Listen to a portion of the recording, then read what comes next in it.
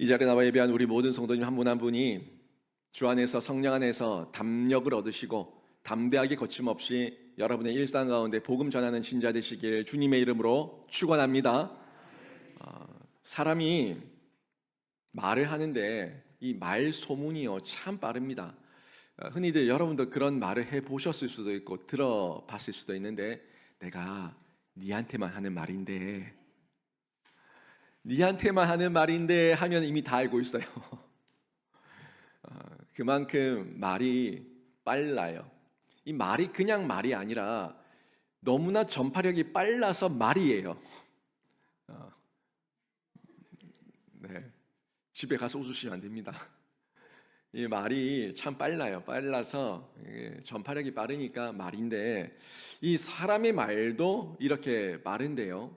사람이 이 말을 하나님의 말씀으로 덧입혀서 복음을 전한다면 어떻겠습니까? 말도 빠른데 사람이 말하는 그 말에 하나님의 복음의 능력을 덧입혀서 전한다면 빠른 정도가 아니라 거기에 더해서 강력한 하나님의 능력과 하나님의 역사가 일어나게 될 줄로 믿습니다. 히브리서 4장 12절 말씀을 보면은 이 하나님의 말씀이 얼마나 강력한가에 대해서 전달해 주고 있어요. 하나님의 말씀은 살아있고 활력이 있어 좌우의 날선 어떤 검보다도 예리하여 혼과 영과 관절과 골수를 찔러 쪼개기까지 하며 또 마음의 생각과 뜻을 판단한다고 말씀하고 있죠. 혼과 영과 관절과 골수를 찔러 쪼개기까지 한다. 사실 사람 말로는 사람이 안 바뀌는데 하나님의 말씀으로는 우리 마음의 심령에 찔림이 있잖아요. 이 너무 신기한 게요. 사람이 말로 찌르면 너무 아파요. 아프고 기분이 상해. 감정이 상해. 그런데 하나님의 말씀이 찌르면요, 감정이 상하는 게 아니라 이 마음에 죄책감이라는 게 느껴지고 애통함이 생겨요. 부끄러워요. 그리고 내가 이 길을 떠나서 바른 길을 가야겠다는 마음에 이 긍정적 반응이 일어납니다. 그러니까 영과 홍과 관절과 골수를 찔러 쪼개는 하나님의 이 예리한 말씀, 검과 같은 말씀이 얼마나 강력한가 하는 부분에 저희가 이 말씀을 통해서도 확인해 볼 수가 있겠죠. 베드로와 요한이요 이미 다 봤지만 미문 앞에 있는 그 안전뱅이를 일으키고 그 사람을 구경하기 위해서 모여든 사람들에게 복음을 전했잖아요. 복음을 전했더니 복음을 전한다고 이 공회의 장로들과 관리들이 베드로와 요한을 잡아서 옥에 가뒀어요. 몸은 옥에 가뒀지만 이미 전파된 그 하나님의 말씀은 생명력이 있고 활력이 있어서 온 예루살렘 도성에 전파되고 확장되어서 그들 가운데서 주께로 돌아오는 예수 믿는 사람들의 수가 5천 명이나 됐다고 성경이 기록한 것을 저희가 이미 다 봤습니다. 이처럼 하나님께서 역사하실 때, 하나님께서 인도하실 때 이 말씀이 살아 운동력이 있어서 여러 사람들, 내가 생각하지도 못했는데 나는 그냥 예수 자랑하고 내 안에 있는 예수의 복음이 흘러나갔을 뿐인데 내가 의도한 바도 아니었지만 그 말씀이 살아있으니까 그 말씀의 생명력 때문에 다른 사람이 주께로 돌아오는 이런 역사가 일어나게 된 거죠. 우리가 뭐 의지적으로 이 사람 전도해야겠다 작정을 하고 쫓아가서 복음을 전할 수도 있어요. 그런데 그냥 일상 가운데 말씀 전하고 복음 전하고 예수 자랑하는 중에 그 소리를 들은 여러 사람들이 예수께로 돌아와서 당신이 믿는 예수, 당신이 아는 그 말씀 나도 배우고 싶고 나도 알고 싶고 나도 믿고 싶다는 이런 고백으로도 나타날 수 있지 않습니까? 이런 여러 영역을 저희가 기대하면서 아무튼 우리 인생 가운데 하나님의 말씀이 우리의 말을 대신하고 하나님의 말씀의 전파력이 나타날 수 있도록 애와 노력과 수고를 다해야 되는 겁니다. 지금 이 베드로와 요한을 그렇게 못마땅히 여겨서 옥에 가뒀는데 이 공회의 관리들이 베드로와 요한의 죄를 찾았습니까? 못 찾았습니까? 못 찾는 거예요. 이미 또 복음은 다 전파되어서 손에 쓸 수가 없는 지경이 된 거예요. 그러니까 결국에 이 사람을 풀어주게 되죠. 이 사람들을 죄를 찾지 못하고 풀어주게 되는데, 이게요 바로 하나님께서 교회 공동체를 지키시고 보호하시고 호위하시는 성령의 역사예요. 우리는 그냥 흔히들 교회 공동체를 하나님께서 붙드십니다, 하나님께서 지키십니다, 하나님께서 우리 교회를 사랑하십니다라고 얘기하면 그냥 이거를 원론적인 얘기로만 자꾸 듣는데, 이 교회의 일원으로 깊숙이 들어와서 교회의 역사를 본 사람들은요, 그 교회 가운데 하나님께서 지금도 우리를 붙들고 계시고 우리와 함께 하신다는 것을 체험합니다. 이 교회 이론만 느끼는 거예요. 구경꾼들은 뭐 그래서 어쩌라고 그냥 이러고 지나가겠지만, 그 교회 일원으로서 그 교회를 지키기 위해서 하나님 앞에서 성령을 의지해서 기도했던 사람들은 그 기도의 응답이니까 이게 어떻게 역사하셨는가 아주 구체적으로 느껴진다는 거예요. 우리 영신교회를 위해서도 기도하신 분들 많을 겁니다. 영신교회에 어떤 어려움이 있을 때, 위기가 있을 때, 뭐 혼란이 있을 때, 이런저런 상황 가운데서 정말 영신교회를 위해서 눈물로 기도하신 분들 많을 거예요. 그분들의 기도의 응답이지 않습니까?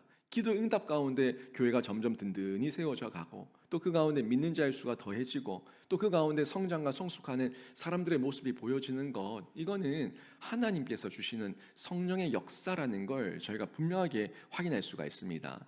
많은 사람은 이 선교와 교회의 역사를 자꾸 우연이라고 얘기해요. 우연 아닙니다. 반복된 필연적인 역사는요, 우연이라고 말하면 안 돼요. 필연적인 거예요. 반복된다. 이 상황과 환경, 분명히 무너져야 되는데, 분명히 죽어야 되는데, 분명히 완전히 박살이 나야 되는데, 아니 안 죽어, 박살이 안 나, 안 무너져. 자꾸 반복되면서 살아나요. 일어나요. 이거는요, 우연이 아니라 필연이다, 필연. 성령께서 교회와 선교의 역사를 붙들고 계시기 때문에 계속해서 나타나고 있는 역사라는 건데, 이 공통점을 우리가 지금 보고 있어요. 이 세상의 선교의 역사를 통해서 보고 있고, 이 극동 땅인 대한민국까지 복음이 전파돼서 우리가 예수를 믿고, 이 나라가 세계 선교 두 번째 선교 강국이 되었다는 것도 기가 막힌 일이고, 이 가난했던 나라가, 그죠? 이 가난했던 나라가 세계 군사력으로 6위, 세계 경제력으로 10위에 이런 대국이 되었다는 것도 기가 막힌 일입니다. 이 모든 것들이 하나님께서 성경과 선교를 통해서, 성경의 역사를 통해서, 선교의 역사를 통해서 우리에게 보여주셔서 우리로 하여금 충분히 확인할 수 있게끔, 받아들일 수 있게끔 하고 있다는 거예요. 조금만 눈을 열어가지고 그냥 색안경 끼지 말고 정말 객관적으로 선교의 역사를 보라고요. 또 성경의 역사를 보라고요. 성경의 역사가 선교의 역사고, 그리고 우리의 역사로 지금도 펼쳐지고 있어요. 우리가 뭐 기캐봤자 이 땅 사는 거 100년 살지 않습니까? 한 100년 살아요. 근데 그 한 100년 중에 이성 없이, 지성 없이 무지함 가운데 그냥 이 감정 따라 살았던 생활 시간들 빼버리고, 또 나중에 나이가 들어서 생각할 수 있는 그런 어떤 정신적 능력이 없는 시간 또 빼버리고, 실제로 지력과 이 생각을 가지고, 이성을 가지고 세계 선교와 역사를 바라보면서 객관적으로 바라보며 살아가는 시간이 정말 우리 인생이 몇 년 될 것 같아요. 그 짧은 인생만 가지고 우리의 모든 이 세계 선교 역사와 성경의 역사를 다 이해할 수가 없죠. 또 다 볼 수도 없어요.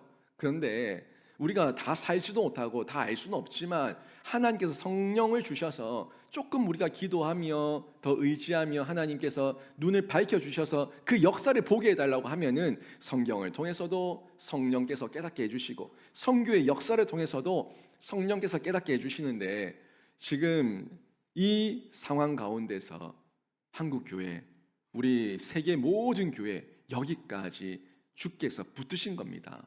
초대교회에 처음 있었던 초대교회의 이 위기도 지금 베드로와 요한이 잡힌 거 위기 아닙니까? 지도자 아니에요, 지도자들을 치기 위해서 잡아 가뒀는데도 이 내적 외적 공격 가운데 하나님께서 철저하게 지켜주셔서 교회를 보호하신 것처럼, 이게 2000년 넘게 흘러왔다고요. 2000년 넘게 교회를 없애고자 했지만 교회는 더 왕성하게 일어났다고요. 이게 역사예요. 내적 외적 역사, 고난, 박해, 핍박, 어려움 어떻게든 계속 있을 수 있지만, 여러분 걱정하지 마세요.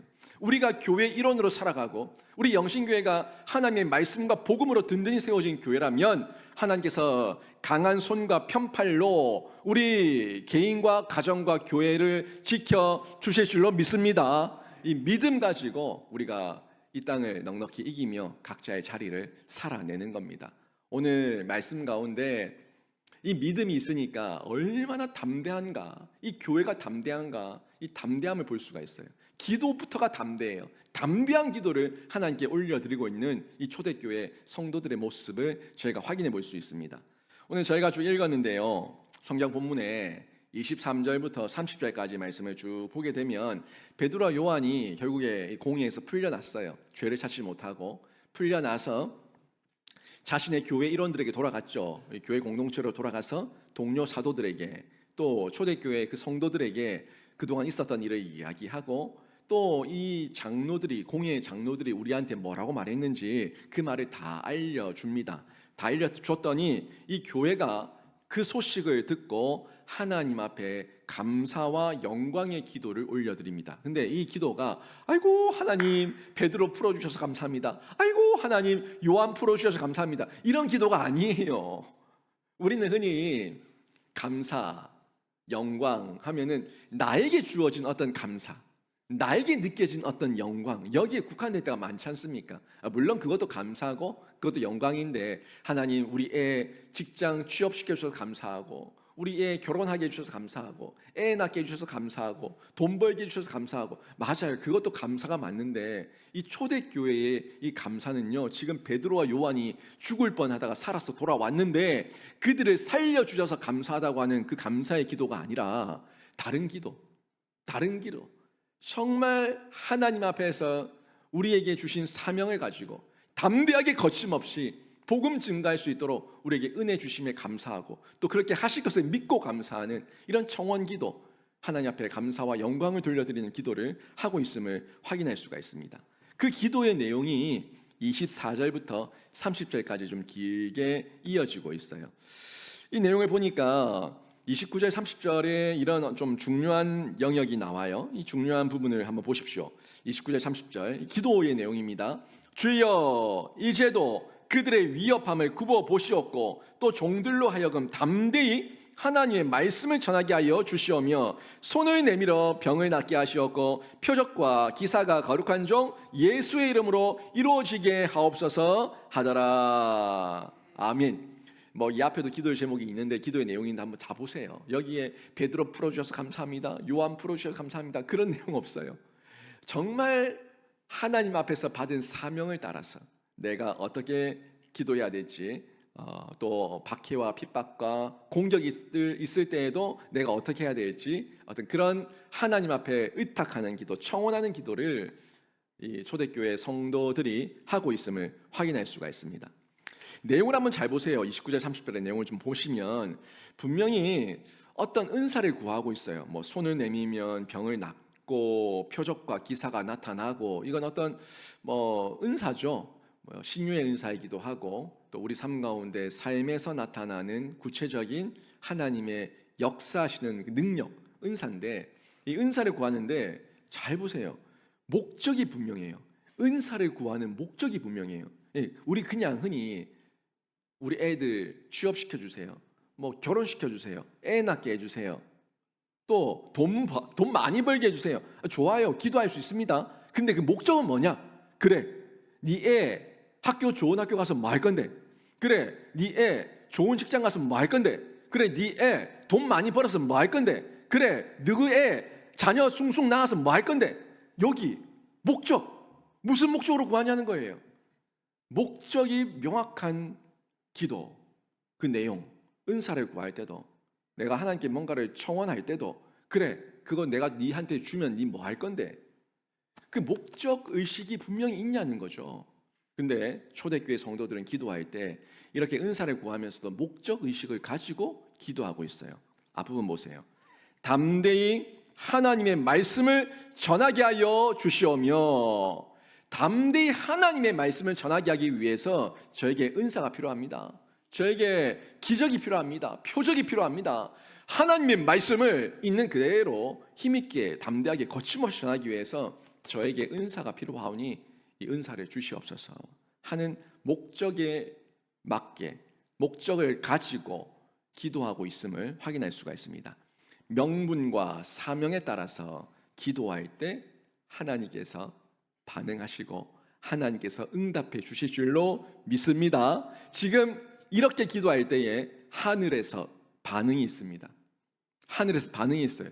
이미 근데 이 반응이요, 오순절 마가의 다락방에 임했던 그 반응과도 너무 유사해요.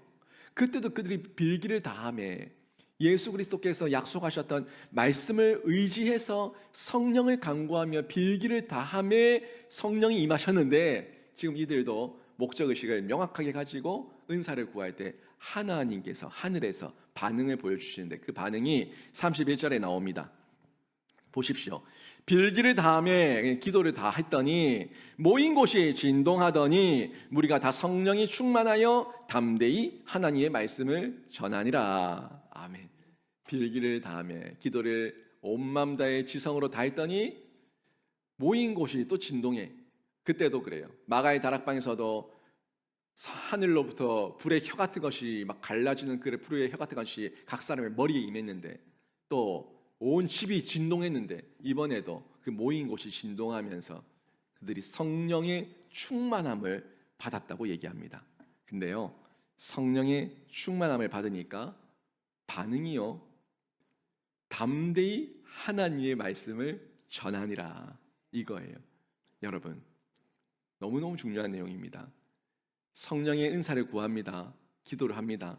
그래서 여러분이 원하는 그 은사의 대답은 뭐예요? 결과는 뭐예요? 하나님의 기도에 응답이 임하였더니 나는 안방에 앉아서 돈을 세고 있었더라, 이겁니까? 하나님의 기도에 응답이 임하였더니 우리 아이의 합격 통지서를 받았더라, 이거예요? 하나님의 성령이 충만히 임하였더니 내가 나가서 담대히 하나님의 말씀을 전하니라, 이게 여러분 인생의 성령 충만의 결론인 줄로 믿습니다.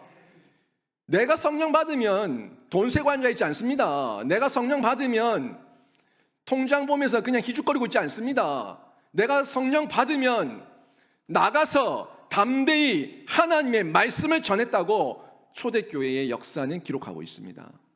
빌기를 다함에 성령의 충만함을 받았을 때 하나님의 말씀을 전파했는데, 오순절 마가의 다락방 사건, 또 지금 성령의 충만의 삶의 사건, 또 미문 앞에서 안진뱅이의 사건, 지금 계속 펼쳐지고 있는 초대교회의 사건을 보세요.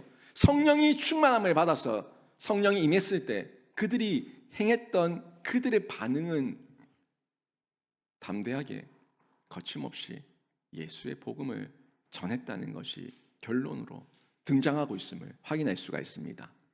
하나님 말씀을 전하기 위해서는요, 결국에 우리가 하나님 말씀을 알아야 돼요. 알아야 내가 확신 있게 믿죠. 믿고 응답받고 전할 수 있는 거예요. 이 다 연결고리 있어요. 알지 못하면 믿지 못하고, 믿지 못하면 능력받지 못해서 전하지도 못하는 거예요. 정말 전하기를 원한다면은, 내가 복음 전가할 수 있는, 전파할 수 있는 능력의 사람이 되기를 원한다면 하나님의 말씀을 알아야 하고 믿어야 하고, 믿어진 그 말씀이 다른 사람에게 전파되는 전파력이 되고 생명력이 되는 거예요. 이 부분을 저희가 기억해야 되고요. 또 초대교회가 기도할 때요, 그냥 중언부언하는 기도를 하지 않았어요. 마가의 다락방에서도 예수님의 그 언약의 약속을 붙들고 성령을 간구하며 빌기를 다 했지 않습니까? 지금 여기도 마찬가지인데요. 지금 여기서도 베드로와 요한의 이 출소의 기쁜 소식 가운데 그들이 기도할 때에, 그때 이들은 또 말씀을 붙들고 기도합니다. 무슨 말씀? 성경 말씀, 하나님 말씀을 붙들고 기도해요. 25절 보실까요? 25절에 나오는, 여러분 성경에도 25절, 26절에 거기 뭐 꺽쇠해서 기역자 붙은 거 있죠? 아니면 뭐 각주가 뭐 붙어 있을 겁니다. 각주가 붙어 있는 들여쓰기 해놓은 글씨가 있을 거예요. 그게 인용이에요. 인용. 지금 그 인용이 무슨 인용입니까? 시편 2편 다윗의 시편 2편 1절과 2절에 인용해서 그들이 인용된 말씀을 붙들고 기도하고 있음을 확인할 수가 있습니다. 초대교회는 세상을 이 하나님의 말씀으로 보고 분별한 거예요. 지금 보세요. 지금 열방이 분노하고 족속들이 허사를 경영하고 세상의 군왕들이 관리들을 모아서 그리스도를 대적하고, 지금 이게 세상에서 일어나고 있는 상황 아닙니까? 그 상황이 이미 예언된 말씀이에요. 그러니까 그 세상을 보면서 아이고 우리 죽었다, 아이고 우리 죽었다 쫄아서 겁먹어서 빌빌거리고 있는 것이 아니라 이미 하나님 앞에 하나님께서 말씀하신 예언된 말씀이니까 그 공회의 폭력과 부조리함을 보면서 똑같이 말씀을 언급하며 인용하며 기도하고 있는 거예요. 아니, 말씀대로 되고 있으니까 세상이. 여러분 세상은요 말씀대로 되고 있습니다. 보세요. 지진과 기근과 나라와 민족과 민족이 일어나 대적하며 싸우며 온 곳곳에 전염병과 자연재해가 나타나며 말씀대로 이루어지고 있어요. 물론 우리는 한 영혼이라도 더 구원하기 위해서 애통해하며 하나님께 기도합니다. 하지만 하나님의 역사는 하나님의 뜻과 하나님의 계획대로 되는 거예요. 근데 그 나라와 민족과 민족이 서로 싸우며 전쟁과 기근과 전염병이 온 도처에 펼쳐져 있는데 그걸 보고 겁먹을 거예요. 겁먹을 것이 아니라 주님의 때가 가까이 오고 있음을 믿고 깨달아서 성경 말씀이 기록된 그 말씀을 붙들고 우리는 기도해야 되는 거예요. 초대교회는 자신들의 박해, 핍박, 협박, 고난 그 중에 이 말씀이 성령께서 깨닫게 하시니까 말씀을 딱 붙들고 말씀을 의지하며 기도하고 있음을 확인할 수가 있습니다. 저는요 이런 기도가 확신 있게 하는 기도고 성령께서 임재하신 기도인데 저는 우리 영신교회 모든 성도의 기도가 이런 성경적 기도가 되고 그 지경이 점점 더 확장되기를 바랍니다. 말씀의 확신 가운데 담대한 기도가 터져 나오는 거고요. 담대한 복음의 전파는 결국 열매가 되어서 하나님 앞에 영광 돌려드릴 여러분의 기도의 응답이 될 줄로 믿습니다. 그런데 보세요. 초대교회를 잘 보세요. 초대교회. 얼마 전에 예수님을 만났던 그 성도들, 예수님의 그 공생애를 직접 보고 다 경험했던 사도들이 가르치고 있는 교회, 초대교회. 어마어마한 교회 아닙니까? 우리가 상상할 수 없는 그런 특권과 능력을 받은 교회예요. 그런데 그런 교회 가운데 꽃길만 있었어요. 그래서 꽃길만 걸었어요. 레드카펫 그 꽃길만 걸으며 환호와 기쁨과 즐거움만 있었어요? 세상에서? 아니요. 초대교회 모습 잘 보세요. 사도행전을 통해서 계속 펼쳐지는 초대교회 모습을 보세요. 그들의 마음에는 하나님이 함께 계시니까 평안과 안식 가운데 담대함이 거침없이 복음을 증거했지만 그들의 외면은요 끊임없이 박해와 핍박과 공격이 있었습니다. 아주 척박한 땅이었어요. 마치 저 출애굽 때의 광야를 보는 것 같아요. 구름기둥과 불기둥이 그들을 호위하며 보호하며 눈동자같이 지키며 아침과 저녁으로 만나와 메추라가 떨어지는데 은혜 아닙니까? 어마어마한 은혜 가운데 그들은요 뭘 먹을까 뭘 입을까 뭘 마실까 걱정하지 않았어요. 하나님의 은혜 가운데 모든 걸 다 누리고 있었어요. 근데 외형은 완전히 황무지 광야 척박한 땅 아무것도 없어요. 근데 내면은 하나님의 임재가 있으니까 평안을 누리고 있는 거예요. 초대교회입니다. 초대교회 이들은 이렇게 담대하게 거침없이 하나님 의지하며 마음의 샬롬을 누리며 그들은 떡을 떼고 잔을 나누고 함께 사랑하며 구제하며 베풀며 용서하며 화목하며 그 안에서 온전한 공동체를 이루고 있는데 외부가 난리라. 외부가 척박한 땅이고 황무지고 광야니까 이 교회를 못 죽여서 난립니다. 하지만 그들은 그 마음의 중심에 예수 그리스도 있으니까 초대교회는 그 기능과 역할을 잘 감당하며 어려움도 있고 힘든 상황도 있었고 고난도 있었지만 그때마다 사도들의 가르침과 또 배움을 통해서 그 위기를 극복해 나가고 있음을 확인할 수가 있습니다. 성경과 성령이 있습니다.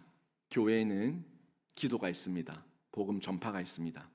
이렇게 있을 때 우리의 상황이 녹록치 않습니다. 그래도 우리 안에 성경과 성령이 있기 때문에 담대하게 또 이겨내는데 여러분의 상황 제가 다 알지는 못하지만 황무지죠. 광야죠. 척박하죠. 힘들죠. 고달프죠. 그러나 여러분의 심령에 구름기둥과 불기둥이 있고 만나와 메추라기가 있고 예수 그리스도의 능력이 있어서 여러분 심령이 주 안에서 자족하며 만족하며 날마다 천국을 누리는 신자 되시길 주님의 이름으로 축원합니다. 우리가 말하는 신앙이요, 혹여나 세상 종교적 행위는 아닌지 확인 한번 해 보셨습니까? 초대교회 모습을 배워서, 우리가 좋은 모습을 배워서 우리 신앙을 잘 점검하고 확인해야 돼요. 말로는 예수 믿는다고 얘기하고 말로는 신앙이라고 얘기하는데, 신앙이 아니라 예수를 믿는 게 아니라 예수를 이용하고 있고, 그리고 예수를 이용하는 종교에 빠질 수 있어요. 저 이슬람이든 부처든 모든 어떤 샤머니즘, 무당, 어떤 잡신, 뭐 이런 사람들, 어떤 그들이 믿는 헛된 것들, 사랑하는 종교가 어디 있어요? 사랑을 말하는 종교도 없습니다. 그들은 다 그 잡신들을 이용해 먹는 거예요. 잡신들을 이용해서 지금 나의 안위를 추구하는 거예요. 하지만 교회는요, 사랑입니다. 예수 그리스도를 사랑하는 거예요. 사랑하기 때문에 우리가 진심으로 온 마음 다해 정성 다해 하나님 앞에 예배하며 헌신 봉사하며 교회를 세워나가는 건데요, 초대교회 모습과 잘 비교하시면은 우리의 모습이 신앙인지 종교인지 확인할 수가 있습니다. 초대교회는요, 기도도 삶도 복음 전파도 다 달랐어요. 비교해 보세요. 나에게 초대교회 이 성도의 모습이 있는가 확인하셔서, 저는 우리 모든 개인과 가정과 교회가 초대교회의 첫 모습을 회복하고 초대교회처럼 더 아름답게 든든하게 거침없이 복음 전하며 담대하게 예수 생명 전하는 생명사역 공동체가 되기를 주님의 이름으로 축원합니다. 그리고 이 초대교회를 보면은 담대한데요, 이 나누는 것도 담대해요. 여러분, 내 지갑에 있는 돈 10,000원 빼서 누구를 구제하는 것도 손 벌벌 떨립니다. 사랑하지 않고 관심 없으면 줄 이유도 없고요, 내가 왜 줘야 되냐 그러고요. 교회에서 어려움을 당한 가족들과 이웃들을 돌아보는데도 인색하기 짝이 없습니다. 나눔도 담대함이 있어야 나눌 수 있어요. 내 것이 아니라 하나님의 것이고, 내가 주면은 또 채우실 분이 하나님이시고, 이 담대함이 있을 때 나눌 수가 있습니다. 이렇게 성령의 은혜가 충만할 때 나타나는 거는요, 외적인 담대한 복음 선포에 더해서 내적 사랑이 성령 충만할 때 외부로 나타나요. 이 사랑이 나눠지고 용서를 나누게 되고 구제하고 계속 나누고 구제하고 용서하고 사랑하는 이런 베풀미 나타나게 되는데, 32절 말씀을 좀 볼까요? 오늘 읽지 않았는데 한번 들어가 보죠. 32절 말씀 보십시오. 믿는 우리가 한 마음과 한 뜻이 되어 모든 물건을 서로 통용하고 자기 재물을 조금이라도 자기 것이라 하는 이가 하나도 없었더라. 이걸 이단들이 이용해 먹어요. 우리는 공동 생활해야 된다. 우리 집단 생활해야 된다. 너희 재산 전부 다 우리한테 갖다 바치고, 너희는 우리 모두가 한 가족이고 지체니까 한 공동체에서 집단 생활해야 된다. 이렇게 해서 못된 짓 하는 교주들과 교단들 있잖아요. 많이 봤잖아요. 이건 그렇게 이해하면 안 됩니다. 하나님께서 집단 생활하라고 말씀하신 게 아니에요. 내 안에 사랑이 있을 때, 내 교회의 일원으로서 내가 살아가고 있을 때, 그 교회의 교우들을 돌아볼 때, 믿는 자들을 돌아볼 때 한 마음 한 뜻, 하나님 아버지의 마음, 하나님 아버지의 뜻이 있으니까 서로가 서로에게 나눠주고 베풀고 섬겨주고 보듬어주는 그런 넉넉한 사랑을 얘기하고 있는 거예요. 이걸 문자적으로 이해를 해가지고 그런 못된 짓거리 하는 사람들이 있는데, 그러면 안 돼요. 우리가 또 이런 말에 속아 넘어가서도 안 됩니다. 여러분, 제가 이런 말을 여러분에게 여러 번 했죠. 마음이 있는 곳에 물질이 있습니다. 물질이 있는 곳에 마음이 있습니다 라고 얘기했는데, 실제 그렇습니다. 내 마음이 있는 곳에 물질이 있고 물질이 있는 곳에 마음이 있어요. 여러분이 돈을 가장 많이 쓰는 곳, 거기가 여러분 마음이 있는 곳이에요. 또 여러분이 가장 마음을 많이 쏟는 곳에 결국 때 물질이 따라가게 돼 있습니다. 그런데요, 여기서는 이 마음과 이 뜻을 한 마음 한 뜻이라 얘기하고 있어요. 마음이 있는 곳에 물질이 있는데 이 마음이 누구의 마음이냐? 내 마음이냐? 누구의 마음이냐? 한 마음이래. 다른 마음이 아니라 한 마음이래. 한 마음이면 한 개의 마음이니까 누구의 마음이냐는 거죠. 뜻이 있는데 한 개의 뜻이래요. 누구의 뜻이냐는 거죠. 한 마음, 한 뜻인데 하나님 아버지의 마음이고 하나님 아버지의 뜻입니다. 성령 밖에 있으면 나밖에 안 보입니다. 성령 안에 있으면은 하나님 아버지의 뜻과 그 마음이 느껴져요. 보여요. 그 안에 동참하기를 바래요. 저 세상 보세요. 여러분, 아니 세상 볼 것도 없이 여러분 직장 보세요. 다 지밖에 모르는 인간들 아닙니까? 철저하게 개인적이고 철저하게 이기적입니다. 그게 세상이에요. 세상 성령이 없어요. 성령의 은혜를 입지 못했죠. 성령의 은혜를 입지 못한 사람들이 그 세상에 살아가는 중에 철저하게 개인적이고 철저하게 이기적이라는 걸 저희는 아주 쉽게 찾아볼 수 있고 확인해 볼 수가 있습니다. 그런데요, 성령 안에 있으면 하나님 아버지의 마음이 내 안에 느껴지는 거예요. 그래서 하나님 아버지의 마음으로 서로를 돌아보는 여유, 배려가 생기게 됩니다. 33절 보십시오. 여기서 이들이 왜 이렇게 물질을 나누고 통용하고 자기 것이라 주장하지 않고 도왔는가에 대해서 33절이 언급하고 있어요. 보세요. 사도들이 큰 권능으로 주 예수의 부활을 증언하니 무리가 큰 은혜를 받아.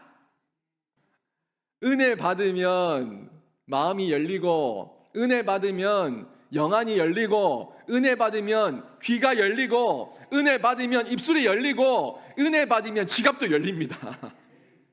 여러분, 은혜 받으면 다 열립니다. 우리 하나님 닫힌 하나님이 아니라 우리 하나님 열린 하나님이시고 우리에게 쏟아 부어주시는 하나님이세요.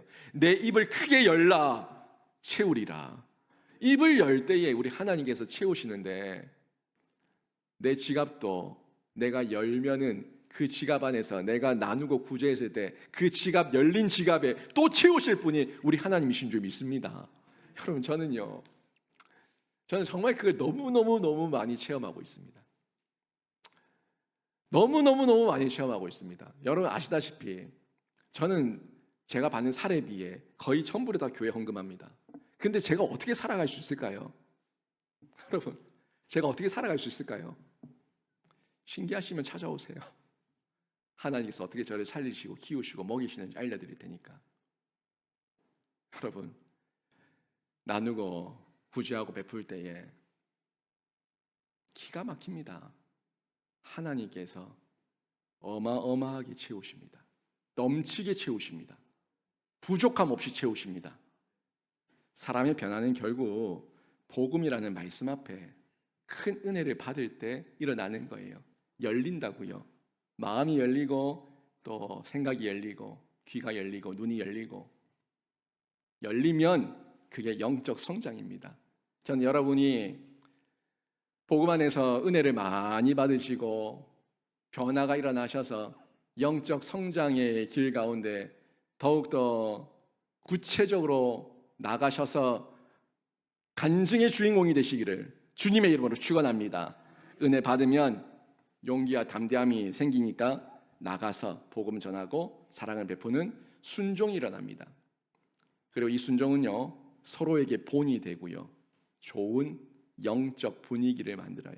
이 분위기는 나 혼자 만드는 게 아닙니다. 물론 내가 분위기에 어떤 영향을 끼치지만 그 분위기, 한 사람이 아무리 투덜대고 있어도 그 옆에 있는 사람의 다수가 그 분위기를 완전히 누그러뜨릴 수 있습니다. 물론 전염될 수도 있지만 누구의 전파력이 강하냐에 따라서 그 흐트러뜨리는 미꾸라지 한 마리에 끌려갈 것이냐, 아니면 미꾸라지를 우리가 품어줄 것이냐, 완전히 달라져요.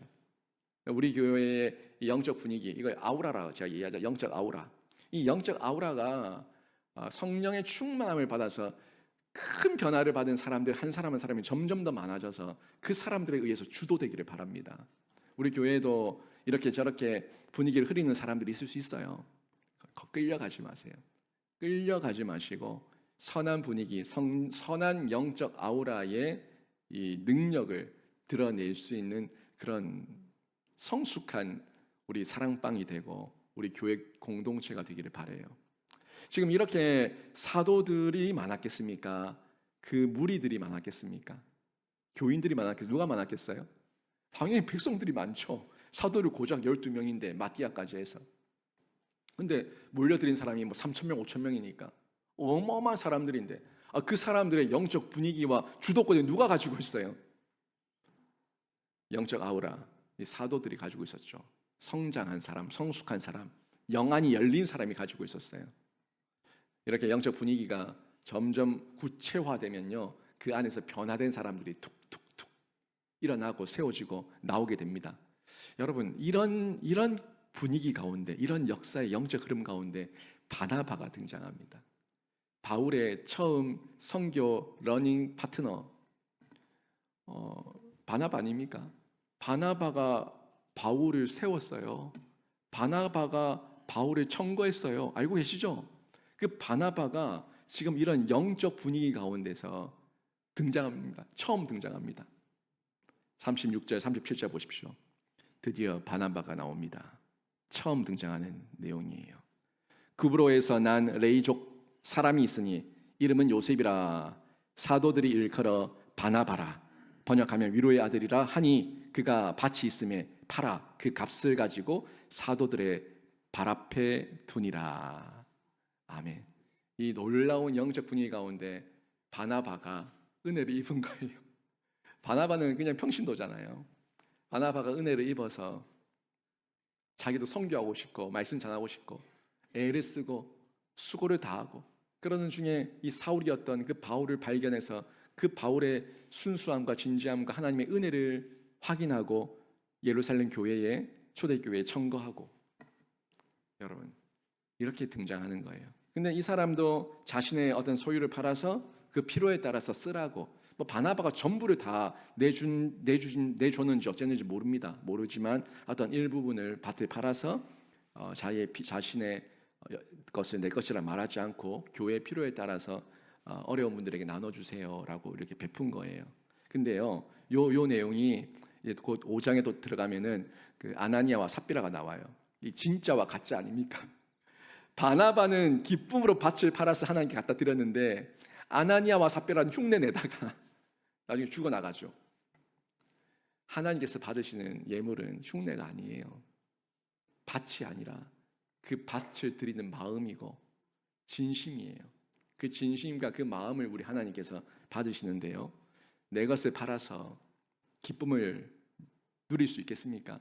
내 것이었는데 내 건데 내가 나눠주고 거저주고 그냥 줘서 준 것에 대한 기쁨을 이루 말할 수 없는 기쁨을 여러분 누릴 수 있습니까? 또 그 기쁨을 나눌 수 있습니까? 세상은 가져야지 내 거라고 가져야지 기쁘다고 말하는데 어떻게 나눠주고 나서 기쁨을 누릴 수가 있겠습니까? 사람으로는 못합니다. 사람으로는 생각해도 자기 것을 다 나눠준다. 자기 것을 내 건데 떼서 일부분 나눠준다. 무모한 짓이고요. 어리석기만 합니다. 그러나 성령의 충만함을 받으면 기쁨으로 나누고 드릴 수가 있습니다. 중요한 거는요. 한 마음 한 뜻이에요. 이게 중요해요. 한 마음 한 뜻.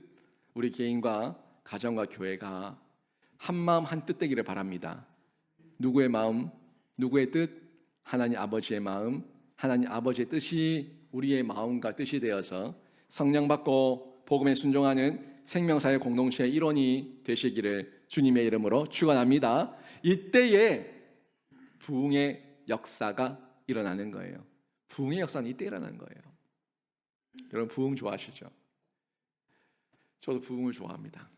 목사 가운데 부흥을 꿈꾸지 않는 목사가 어디 있겠습니까? 때로는 이 부흥이라는 단어가 참 좋은 단어인데도 불구하고 이 부흥이라는 단어가 인간의 탐욕으로 포장되기도 합니다. 목회자의 탐욕이 되기도 합니다. 부흥이라는 이름 아래 땅 사고 건물 짓고 빚 내고 무리하게 교회 빚더미 안 치고 이것도 부흥이라고 그 사람들은 다 얘기할 겁니다. 부흥이란 단어 다 좋아하는 단어고요. 저도 목회자이기 때문에 부흥을 꿈꿉니다. 그런데 이 부흥의 정의를 각 사람마다 다를 수 있어요. 사람마다 자기의 주관에 따라서, 자기의 신념에 따라서, 자기의 사상에 따라서 그 부흥의 뜻과 의미가 다를 수 있다는 거예요. 그러면 이 부흥의 의미와 정의를 성경적으로 좀 정리해야 되지 않겠습니까?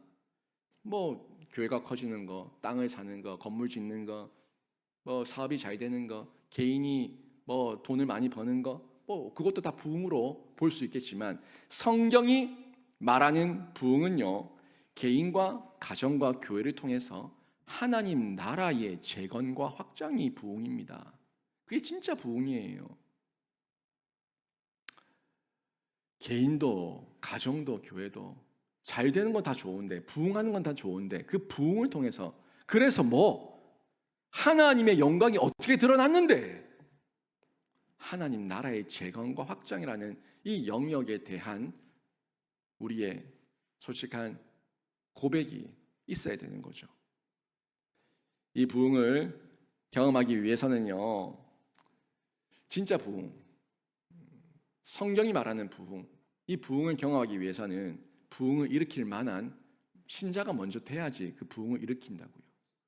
부흥을 경험해요. 신자. 제가 참 좋아하는 단어예요. 교인. 교인은 그냥 교회에 등록되어 있으면 교인이에요. 행정적 교인. 성도도 참 좋은 말인데 저는 성도보다 더 원색적인 신자라는 단어를 굉장히 좋아합니다. 신자는 예수의 제자, 하나님의 자녀된 사람들이거든요. 하나님의 자녀, 예수의 제자. 이 신자가 먼저 돼야지 하나님은 그 신자를 통해서 부흥을 일으키십니다. 그러니까 부흥을 말하기 전에 내가 신자 되지 않고 내가 하나님의 자녀, 하나님의 예수의 제자 되지 않으면 나를 통해서는 부흥은 일어나지 않는다는 거예요. 복음 전파의 역사가 쇠퇴하지 않고 많은 세상의 권세자들이 교회를 핍박하며 공격하고 억압했지만 수천 년 이어가면서 온 세상의 선교의 역사를 일으킨 이유, 더욱더 생명의 파문이 확장된 이유, 바로 초대교회가 가진 이 성령의 능력, 그 안에서 신자가, 예수의 제자가 얼마나 많이 배출됐는가, 또 그들이 얼마나 많이 세상에 흩어져서 거침없이 담대하게 복음을 전했는가, 바로 그 증거입니다. 그 초대교회의 첫 단추가 그렇게 꿰어졌기 때문에 이 수천 년 동안 그 핍박 가운데서도 교회는 쇠하지 않았습니다.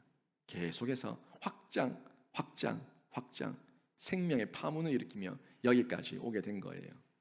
그래서 우리가 이 사도행전을 보는데 이 초대교회의 역사와 이 교회 역사의 첫 단추를 깨는 이 광경을 그냥 너무 쉽게만 보지 마시고 여러분이 곰곰이 살피시고 묵상하는 가운데 사모하십시오. 사모하시라고요. 그냥 그랬네 하고 지나가 버리면 이거 아무런 의미가 되지 않고 나에게 열매가 되지 않아요. 이 말씀을 보면서 정말 그러한가 깊이 상고하는 가운데 여러분도 사모하시고 그 사모하는 중에, 묵상하는 중에 하나님의 이 말씀이 여러분 삶의 실제가 되는 진짜 기적과 이적과 표적과 변화가 일어나기를 주님의 이름으로 축원합니다. 여러분, 초대교회의 이 모습이 우리 영신교회 안에 저는 일어나기를 바라요. 여러분도 여러분 개인과 가정 가운데 이 초대교회의 역사가 계속 일어나기를 바라실 건데, 결국 내적 부흥이 먼저입니다. 이 내적 부흥이 신자예요. 그리고 예수의 제자 되는 거예요. 그리고 하나님의 자녀 되는 거예요. 내적 부흥과 외적 부흥이 함께 드러나서 하나님께서 교회를 통해서 원하시는 하나님 나라의 지경의 확장이라고 하는 그 열매로 나타나는 거예요. 그죠? 한 사람 그분들이 열매가 돼야 돼요. 아니 잘 보세요. 여기에 꽉꽉 들어차서 뭐 수백 명이 앉아 있다고 해봐요. 근데 다 예수 안 믿는 뭐 그러든가 말든가 발장 딱 끼고 이러고 쳐다보고 있다면 그걸 앉혀놨다고 이게 부흥입니까?